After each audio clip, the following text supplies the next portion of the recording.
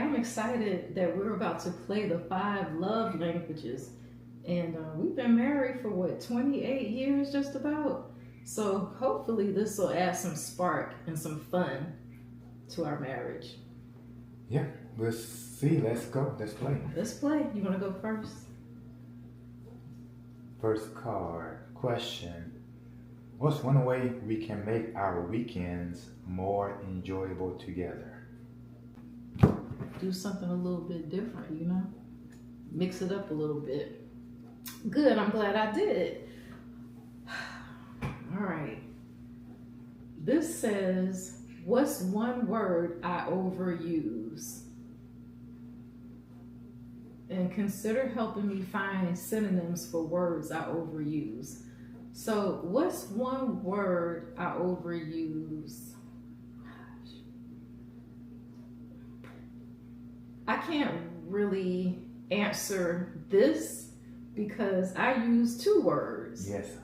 And what are those 2 words? What if? What if this? What if this? What if that? And so, yeah, you helped me. And this shows that you know me very well because we both knew those 2 words that I use. So it was what if? And why do you think that's a word that's overused for me?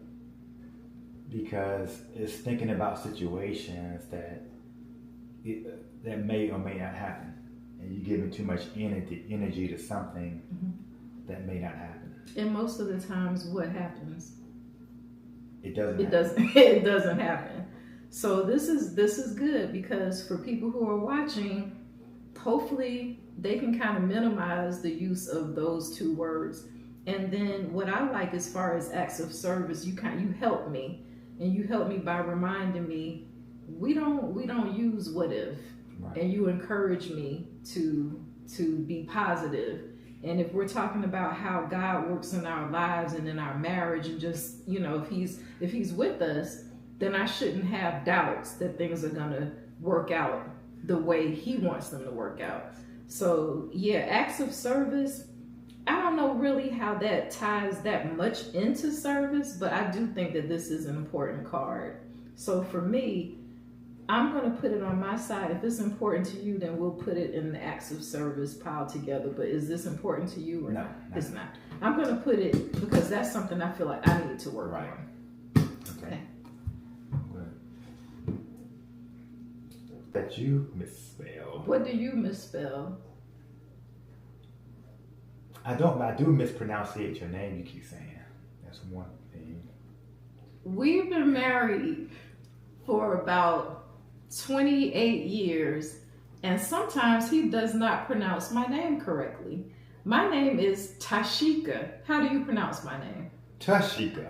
And it's not Tashika, it's Tashika. So can you imagine being married to somebody for so long and they do not call you the right name? So other people say, well, they misspell my name, so I don't really care. Because if my own husband doesn't spell my name or pronounce my name, well, you spell my name correctly. I just pronounce it. I pronounce it differently. No, you pronounce it incorrectly.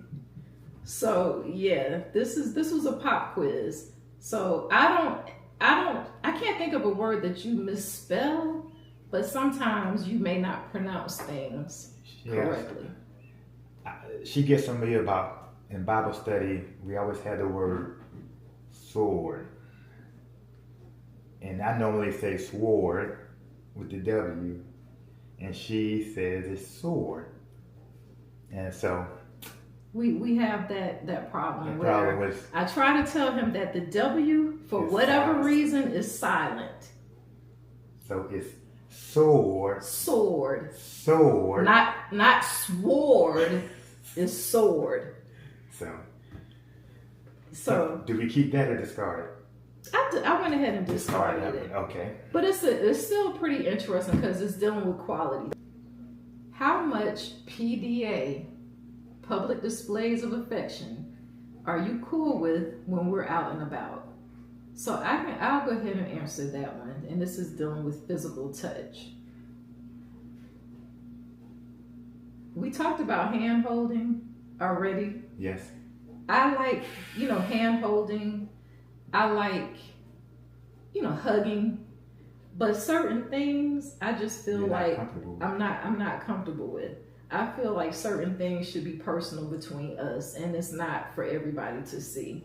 Now, that's not saying that it's wrong when people do things in public, but just for me, I just prefer to share certain intimate things in a more personal setting when it comes to you. Yes. So, what do you feel about that question? I agree. I know that there are certain things that you would not do in public. And so, I mean, we would do small kisses, hold the hands. That's probably the extent that you would do in public. What about you? How do you feel? I'm a little bit more open. Okay. But because since you're not comfortable with it, then of course. So open in what way? Because this is you know what, this is an important game because I didn't know that you were a little bit more open to more than hand holding or. I would do more flirting in public if it didn't make you uncomfortable. Flirting in what way? Touching. And where? Where? Okay, this is. Okay. I am curious to know though. Elevator scenes. Okay. All right. Yeah, elevator Elevator. scenes. Like they have on TV. Like on TV? Like in the movies. All right. That don't sound too bad. But you know what? We're gonna keep this to ourselves. This is not for everybody to have a piece of, right? We could discuss that a little bit later. But that's interesting to know. Yeah. So I'm impressed with the 5 love languages game because it does bring out conversations that we may not have had before. Definitely can help your relationship on, again, topics that you don't really discuss. You kind of discuss at a high level, but this gets you into more details. Yeah, so I like this, and I'm curious to know, first of all, with this question, do we want to keep this or discard it? You know, for me, I want to keep it. Okay. Because I'm thinking it's a reminder of something you just said, and I need to remember that you said that. So when you're flirting, then I'll know how to respond. Then I won't get ignored. Then you won't get ignored. Or I won't say, yeah, no. Yeah. But this was very enjoyable. And it says it's based on the best-selling book, The 5 Love Languages. And this game will have you laughing and discovering more. Do you agree?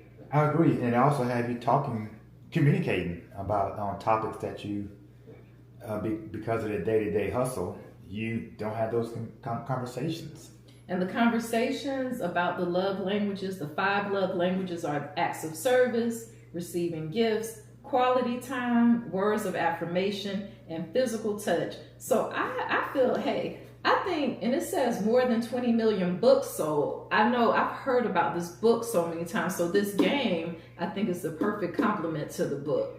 So I would definitely recommend it for strengthening your marriage and for having more conversations, like you said. The 5 love languages card game. I think that this is a good thing to go get. Yeah, I think I'm looking forward now to not just us, but we sharing this with other couples. Mm-hmm. It's be a great game to have with other couples. I agree. And then, like I said, we talked about the book. Dr. Gary Chapman is the one who wrote the book. So yes, this is something that I'm glad that we got. Yes. So highly recommended. The 5 love languages.